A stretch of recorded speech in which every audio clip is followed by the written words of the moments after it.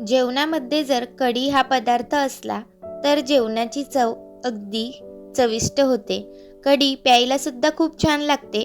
भातासोबत, खिचडी भातासोबत आणि चपाती भाकरी कशासोबतही तुम्ही कढी हा पदार्थ खाऊ शकता।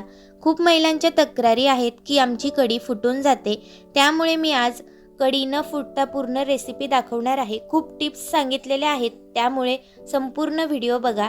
चला तर मग रेसिपीला सुरुवात करूया। एका पातेल्यामध्ये 1 वाटी घट्टसर दही घेतले, ताक सुद्धा घेऊ शकता। त्यामध्ये 1.5 ते 2 चमचे आपण बेसन पीठ घातलेले आहे। बेसन पीठ, हरभरा डाळीचे पीठ आपण घालणार आहोत। पीठ छान दह्यामध्ये एकजीव झाल्यानंतर आपल्याला हे पीठ घुसळून घ्यायचे आहे। रवी तर सगळ्यांच्याच घरात अवेलेबल असते, त्याने आपल्याला छान असं घुसळून घ्यायचं। तर तुमच्याकडे ब्लेंडर असेल तर त्याने सुद्धा तुम्ही हे दही छान घुसळून घेऊ शकतात।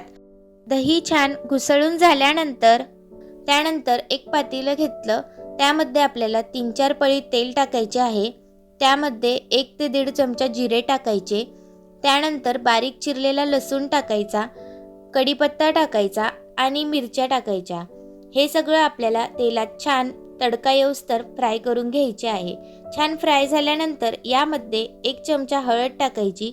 जर तुम्हाला पांढरी कढी हवी असेल तर हळद नाही टाकली तरी सुद्धा चालेल।